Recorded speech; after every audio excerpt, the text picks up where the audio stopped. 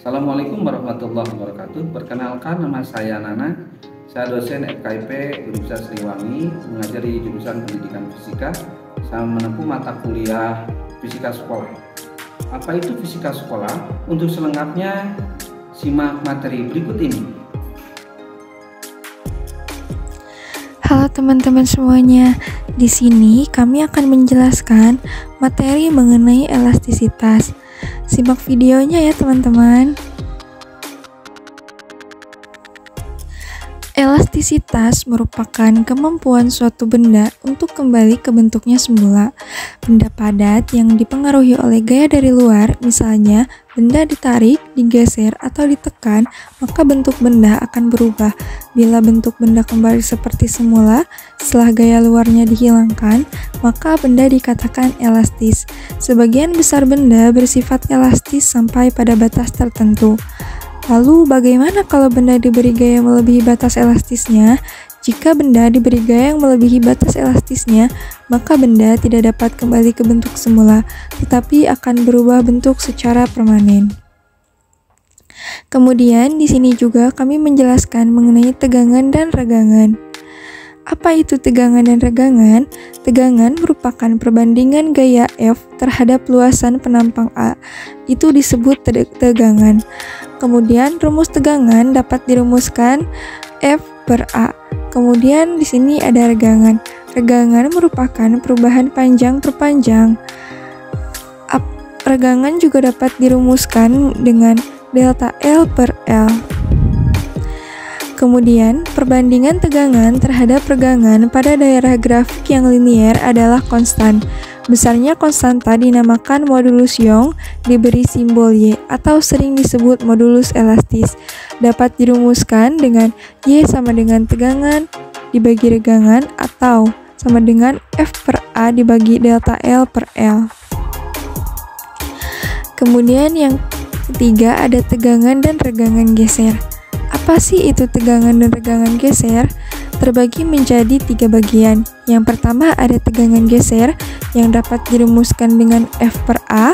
Tegangan geser merupakan hubungan gaya yang menyimpang permukaan benda per luas penampang tempat gaya beraksi.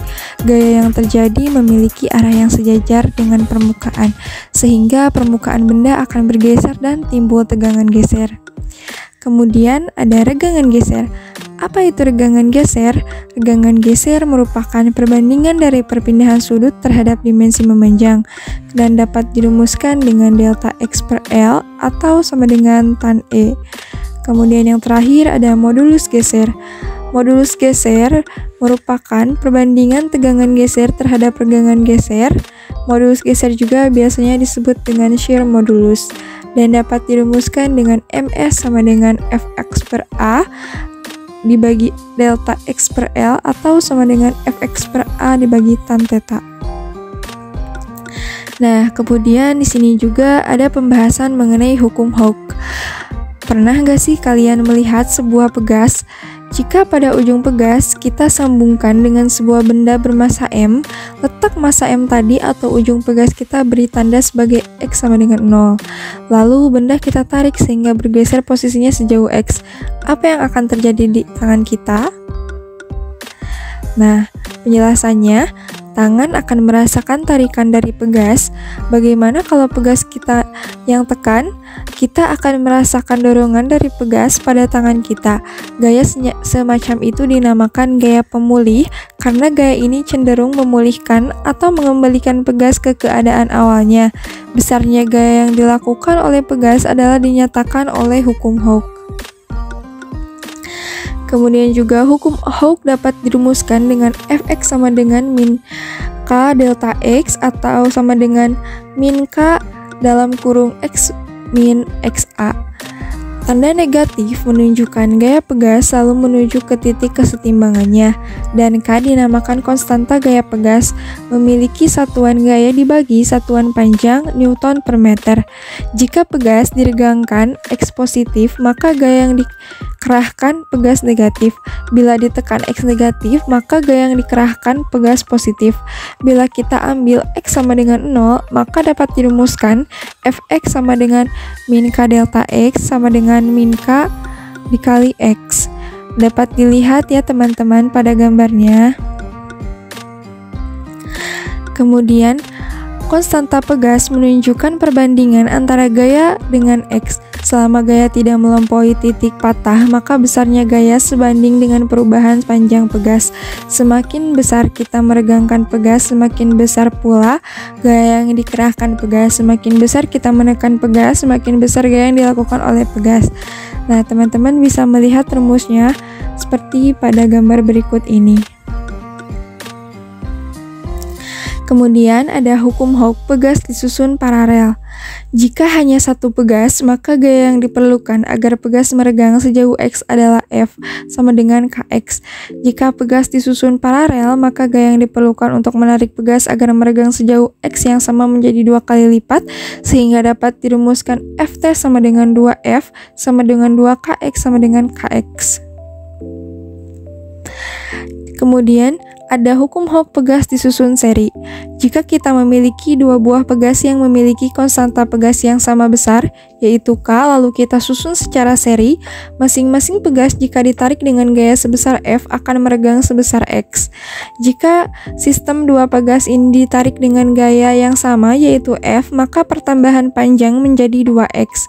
Gaya F akan menarik pegas pertama sehingga bertambah panjang sebesar X, dan pegas pertama meneruskan gaya sehingga menarik pegas kedua dengan gaya F yang sama sehingga pertambahan panjang adalah 2X, dan dapat dirumuskan menjadi Ft sama dengan F sama dengan K dikali 2X, atau K sama dengan F per 2X sama dengan K per 2. Dapat dilihat rangkaian pegas seri dan paralel pada gambar berikut ini.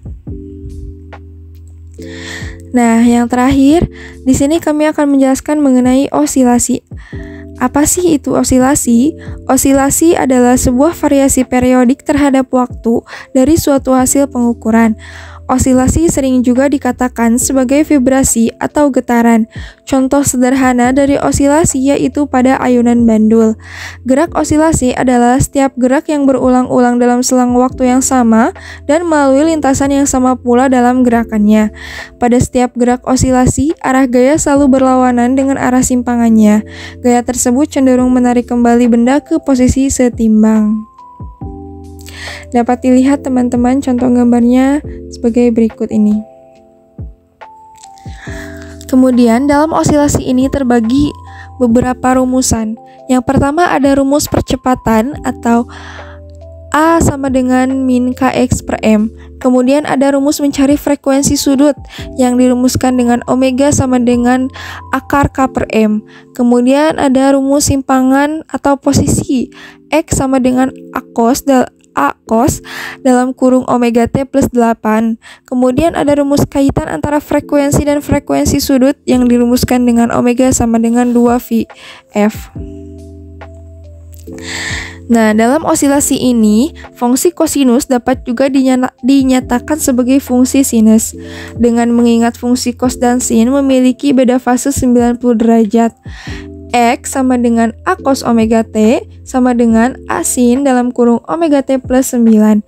Kecepatan partikel setiap saat dapat diperoleh dengan melakukan diferensiasi persamaan, yaitu V sama dengan dx per dt sama dengan d, X-nya kita rubah menjadi A cos dalam kurung omega T plus 8 dibagi dt, atau sama dengan min omega A sin dalam kurung omega T plus 8.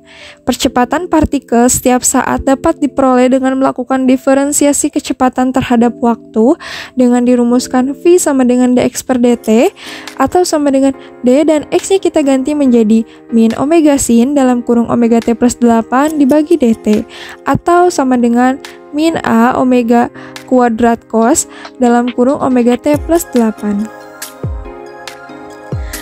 Nah, kemudian ada persamaan pada sistem bandul atau F sama dengan min mg sin theta, kemudian mencari omega dengan omega sama dengan akar G per L.